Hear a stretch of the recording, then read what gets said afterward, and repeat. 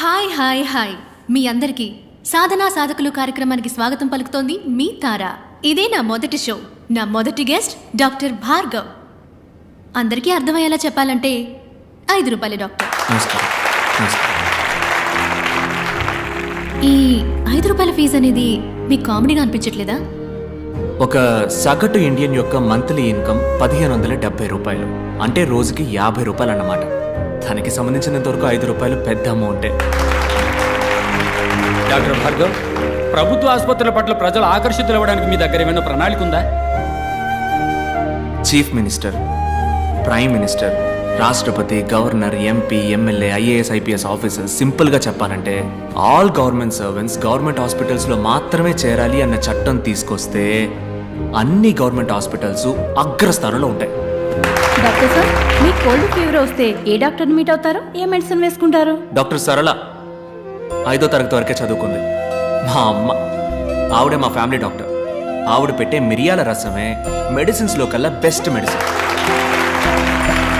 Doctor, అందరికీ ఉచితంగా వైద్య సేవలు అందించడం సాధ్యమేనంటారా? ఇట్స్ ఇంపాసిబుల్ అంటాను. ఏంటి సార్, ఉచితంగా టీవీ, గ్రైండర్, మిక్సీ, ఫ్యాను ఓటుకి 5,000 రూపాయలు ఇచ్చే దేశం సార్ మన దేశం. మందులు మాత్రలు ఇవ్వదా ఏంటి? వైద్య రంగానికి సంబంధించి మన దేశం అగ్రస్థానంలో ఉందని మేధావర్గం అంటోంది. ఒక డాక్టర్గా మీరు అంగీకరిస్తారా? అగ్రస్థానం అని మీరు అంటున్నారు కనుక నేను కొంచెం సినిమా స్టైల్లో మన చిరంజీవి గారి ఠాగూర్లో చెప్పిన విధంగా చెప్తాను. వైద్య వృత్తికి వన్నె తెచ్చే డాక్టర్స్ని 34 దేశాలకి పంపించిన లిస్టులో ఇండియాది మొదటి స్థానం.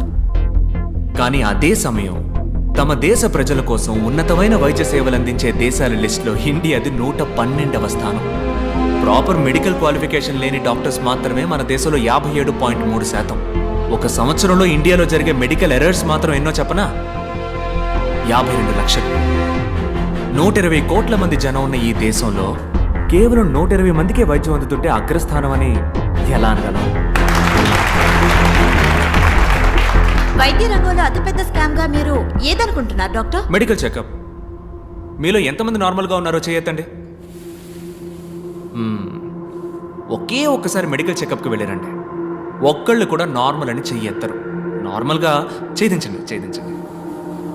నార్మల్గా ఉన్న వాళ్ళని పేషెంట్స్గా మార్చడానికి కార్పొరేట్ హాస్పిటల్స్ వాడే టెక్నికే medical checkup. Stop it! I am doctor Ramachandra. డాక్టర్స్నే కాకుండా వైద్య వృత్తిని అవమానించే విధంగా ఉన్నాయి మీ మాటలు.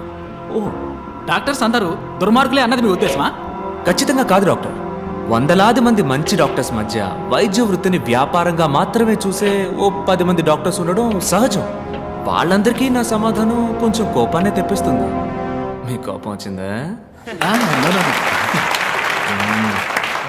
డాక్టర్, మీరు ఇంతవరకు ఎందుకు పెళ్లి చేసుకోలేదు? నేను నా డ్రీమ్ని ఇంకా ఫుల్ఫిల్ చేసుకోవాలా. అది కాకుండా ఈ 5 రూపాయల డాక్టర్ని ఎవరు పెళ్లి చేసుకుంటారు చెప్పండి? పోనీ ఒకవేళ ఎవరికైనా నచ్చితే తప్పకుండా వాళ్ళని పెళ్లి చేసుకోవడానికి సిద్ధంగా ఉన్నాను. అటువంటి అమ్మాయి మీకు దక్కాలని మేమందరూ వేడుకుంటాం. ఇది ఆఖరి ప్రశ్న. What is your dream doctor? ఉన్నతమైన వైద్యం, అందరికీ ఉచితం. అదే నా dream. Thank you doctor, it was a great interview. అద్భుతంగా సమాధానం చెప్పారు. చక్కని సమాధానం, చక్కని ప్రశ్నకి దక్కిన బహుమానం. మళ్ళీ వచ్చే వారం సాధనా సాధకుల కార్యక్రమంలో కలుసుకునేంత వరకు మీ నుంచి సెలవు కోరుకుంటోంది మీ తారా.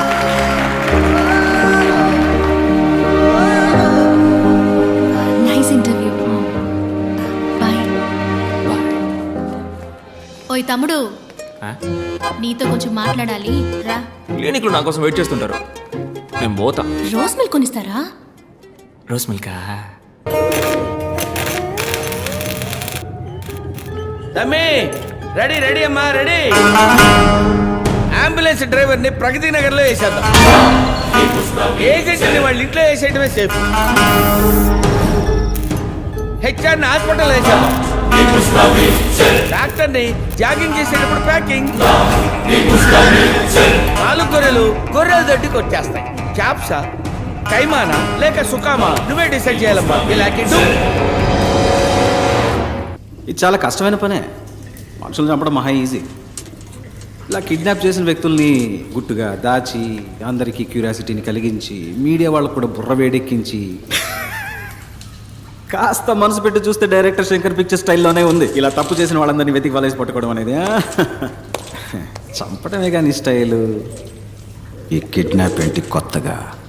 కిడ్నాప్ అయిన వాళ్ళందరూ హాస్పిటల్కి సంబంధించిన వాళ్ళు మాత్రమే అయి ఉండటం ఏంటిది? నా మటుకు ఈ సస్పెన్స్ మాత్రం తట్టుకోలేదు. ప్లీజ్ ఓపెన్ చేయి.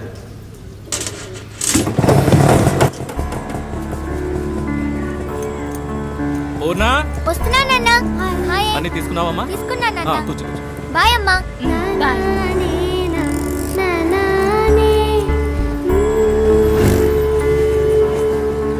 బాయ్ నాన్న. ఓర్నా సారీ మర్చిపోయినానా. సూపర్ బోని అవుతుంది. చిన్న స్కూల్ ఏదో టూరు తీసుకుపోతున్నారు మీ అమ్మందే. అమ్మందా స్కూల్లో తీసుకెళ్తున్నానని అన్నాను గాని నేను వెళ్తున్నానన్నానా? 700 రూపాయలని చెప్పారు ఒక్క రోజుకి. వేస్ట్ నాన్న. ఇంట్లో ఉండి అమ్మతో టీవీ సీరియల్ చూసినా, మేడపైన ఉన్న భాను తమ్ముడితో జాలీగా ఆడుకున్నా టైం పాస్ అవుతుంది నాన్న. నన్ను చదివించడానికే నువ్వెంతో కష్టపడుతున్నావు. అందులో ఈ ఖర్చు ఎందుకు చెప్పు నాన్న? అయ్యో పెద్ద మనిషి. ఇందా ఈ 200 రూపాయలు టీచర్కి ఇచ్చి టూర్కి వెళ్లే లిస్ట్ లో పేరు ఇవ్వు. ప్లీజ్ వద్దు నాన్న. తీసుకోమ్మా. రాత్రి అంతా బండి తోలితే 500తో తెల్లారి నీ కళ్ళ ముందు ఉంటాను. బాయ్ అమ్మా. మా మంచి నాన్న. బాయ్.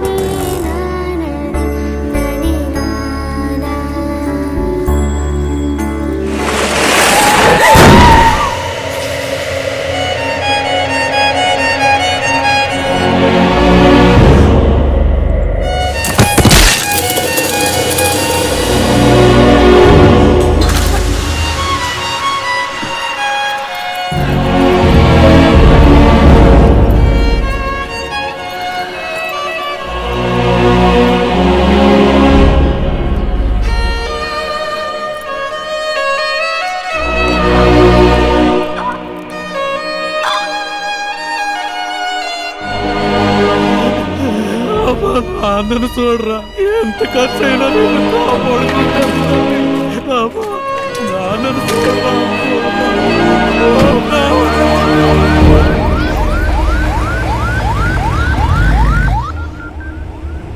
20% కరెక్ట్గా ఇచ్చావుగా. చెప్పరా గణేష్ అన్న 12 ఏళ్ళు స్కూల్ పిల్ల లారీ కింద పడి స్కల్ ఇంజరీ. ఏ ఆసుపత్రికి తెమ్మంటావు? నువ్వు ప్రభాస్ ఆసుపత్రికి తీసుకురా. అలాగే పోతాన్నా తల ఆడుకుంటూ పట్టుకున్నా. అయ్యో రక్తం కారిపోతా. దాడిపోయింది ఆడిపోతా. ఇది గవర్నమెంట్ హాస్పిటల్. యాక్సిడెంట్ కేసు అన్నా. అడ్డదడ్డంగా అడుగుతారు ప్రశ్నలు. అడ్మిషన్ వేయడానికి ఆఫ్ డే తీసుకుంటారు. అలాంటి చోట చేర్చి పిల్లలు చంపుకుంటామా? పక్కనే ఓ ప్రైవేట్ హాస్పిటల్ ఉంది. బిడ్డను చేర్చినంటే ట్రీట్మెంట్ మొదలెడతారు. ఏ సమస్య రాదు. చెప్పనా? ఎక్కడున్నారా అన్న? వస్తున్నా అన్న. 2 నిమిషాలు అక్కడ ఉంటా అన్న. వద్దు ఇక్కడ రావద్దు. 10% 15% బేరాలు మాట్లాడుతున్నారు. యూనివర్సల్ 25% పలేటీలు. యూటర్న్ కొట్టు 5 కిలోమీటర్లు 10 నిమిషాలు వచ్చేయచ్చు. 10 నిమిషాల వరకు పార్టీ తట్టుకుంటుందా? తట్టుకుంటుంది. ప్రాణాలతో తీసుకురా. బాడీగా తెచ్చేవంటే 10 పైసలు కూడా ఉండదు. అదేం లేదన్నా, వచ్చేస్తాను ఉండు. ఓకే గణేష్, ఇప్పిస్తాను లేవయ్యా. Head injury trauma case. Doctor Purushottam inform చేయండి. Operation theatre stand by. అమ్మా మీరు ఇమీడియట్ గా ఎంట్రన్స్ కు స్ట్రెచర్ పంపించండి. 5 నిమిషాలు అంబులెన్స్ వస్తుంది. ఇక వచ్చామన్నా, పక్కకు వచ్చాం. మహేష్ అన్ని బ్రేక్ డౌన్ చేసి ఓ 1 lakh బిల్ రెడీ చేసి ఉంచండి. నేను ఇప్పుడే వస్తాను. Okay sir.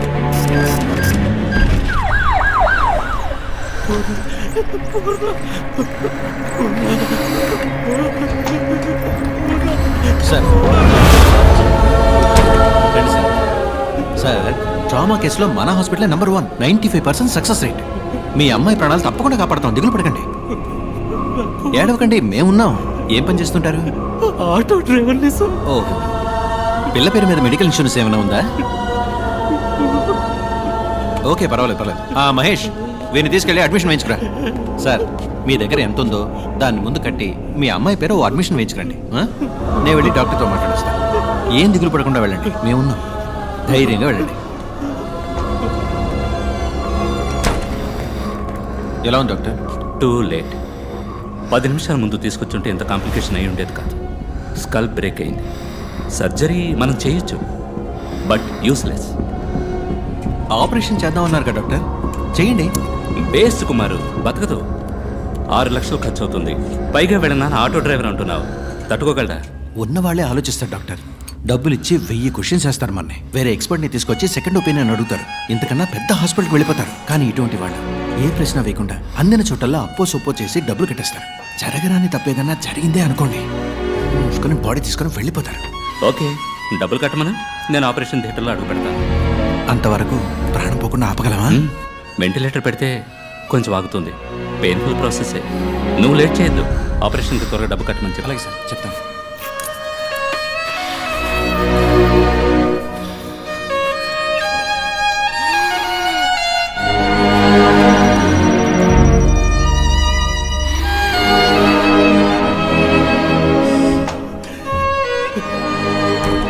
కంగారు పడద్దు. ఓ సర్జరీ చేయాలి. చేస్తే అమ్మాయిని ఖచ్చితంగా కాపాడచ్చని డాక్టర్ చెప్పారు.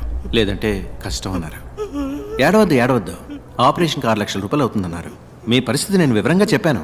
మీరు మీ అమ్మాయిని వేరే హాస్పిటల్కి తీసుకెళ్లి చేర్చాలనుకుంటే చేర్చచ్చు. కానీ ఇప్పుడు అది అడ్వైజబుల్ కాదని, రిస్క్ అని డాక్టర్ అంటున్నారు. చెప్పండి, ఏం చేద్దాం? నా కూతుర్ని ఒకసారి చూడొచ్చు. భలేవారే.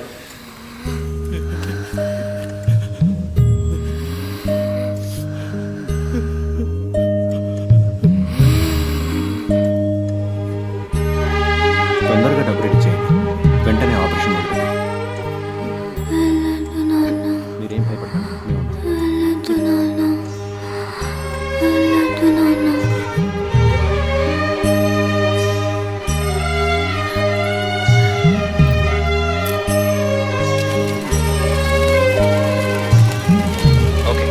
అవును సార్, మొదలెట్టచ్చు. సార్, మీరు చెప్పినంత డబ్బు కట్టేశాను సార్. ఆపరేషన్ పూర్తయ్యాక 1.5 లక్ష కట్టేస్తాను సార్. తెలుసు, మీరు కడతారని నాకు తెలుసు. పాపను ఆపరేషన్ థియేటర్కి తీసుకెళ్లారు. ఏం దిగులు పడకండి, మేమున్నాం.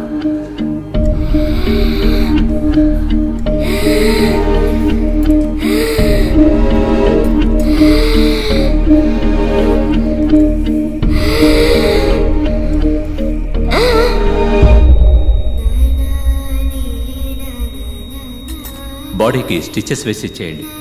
పిల్ల పేరెంట్స్తో నేను మాట్లాడతాను.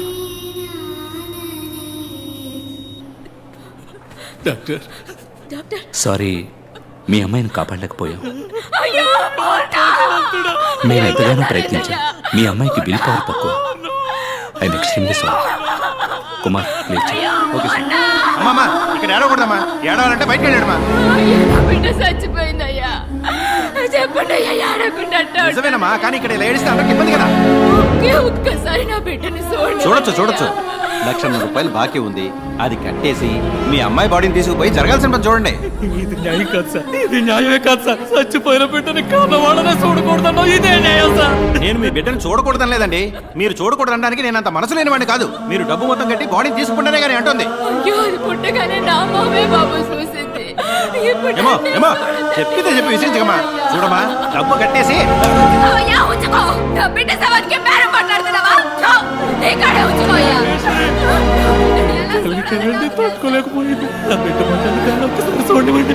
మిగతా డబ్బు తప్పకుండా తెచ్చుకెళ్తాను. ఈశ్వరి,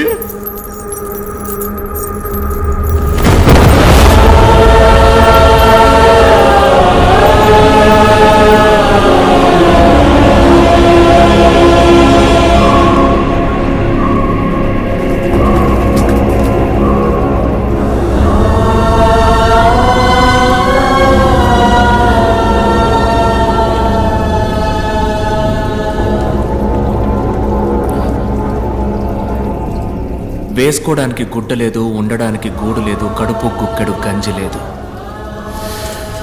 ఒక్క బిడ్డని చదివించడానికి ఒక కుటుంబమే పోరాడాల్సి వచ్చింది. పేదోళ్ళ దగ్గర ఏముంటుంది సార్? వాళ్ళకు ఉండేది ఒక్క ప్రాణమే.